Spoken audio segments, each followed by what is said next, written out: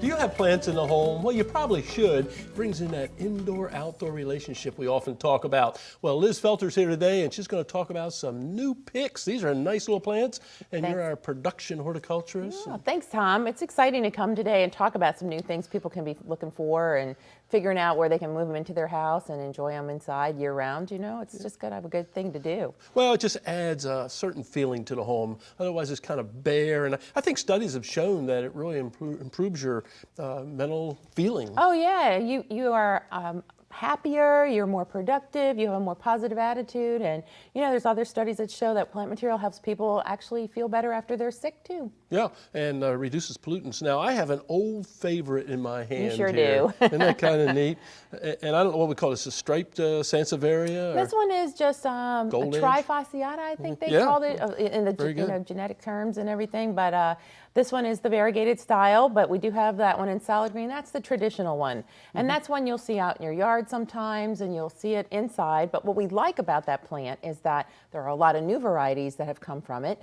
It does well in all types of light levels, and it doesn't like to be too wet. So guess what? You don't have to water it on a regular basis. That's kind of nice, yeah. We have all different kind of nasty names for this here. Snake yes, plant, we do. mother-in-law's tongue, Yeah. some of those things. And it's a traditional one that somebody's going to say, Liz, why are you promoting this? And I think you hit upon it there.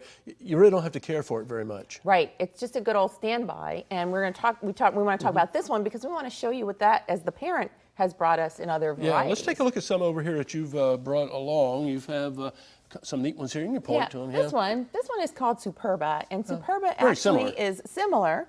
It doesn't grow as tall, but it grows wide, so it'll be full, and it will. I want to show everybody this little. Do you see that little growth right there? It actually is the next baby plant coming. Wow. So it's starting to get fuller already in that pot, and as soon as you promote it to a larger pot, you'll get more suckers.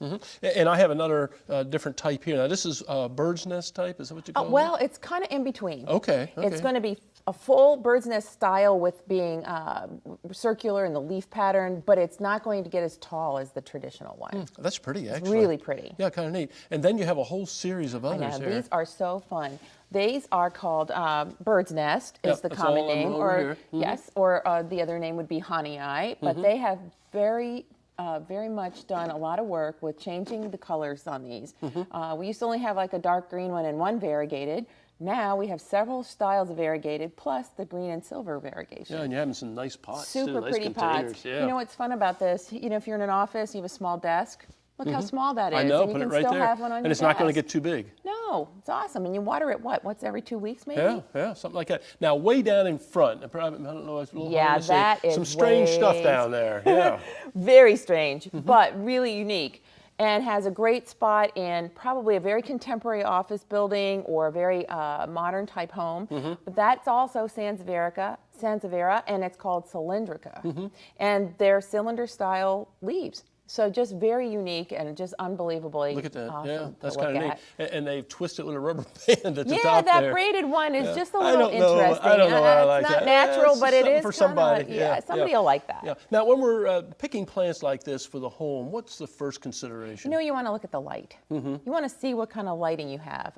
That's like the number one thing to be concerned with. You will have greater success if you can match the plant to the light that is going on in the room you want to putting a plant. So if you have a lower light, you're going to pick a plant that can handle low light. Yeah. Let's talk about the Dracenias. I think it's Aglaonema over there. Yeah. We've got a lot. These are Resina. We have a solid green here. Now, that's been around for a while. That's around a while. That type. Yep. This variety is a little different, but it is a good old standby. It's easy to be successful with. Going to take the lowest light. As we go down here, we have a lemon lime stripe. That's a new variety also. Probably medium to low. Probably better in the medium to high range, in my opinion. However, what's nice about these, again, you're going to water about once a week, maybe once every 2 weeks, depending on the light again. Lower light, less water. Yeah, we got to zoom along. Aglaonema next to it over there. Aglaonema creta. Isn't that a beauty? Oh, I love has that the red plant. instead of silver or white this that is time. a beauty Again, lower light, less watering, once every 2 weeks. A couple more Dracenas over here. Yep. And let's finish up with the out of control. Yeah, this is awesome. Reaching out for me. Called tetrastigma or giant grape leaf. And what's nice about this is it comes out soft and smooth, and then as it gets older and mature, it gets to be more leathery and shiny. Nice texture combination. Liz, thanks very much for all You're the great welcome. information. And I'm sure you have this information on a lot of plants over at the Ag Center. And if you go to your garden center, you pick up some new varieties. Kind of neat, huh? And enjoy the old ones too. So get all the information you need at your Extension office.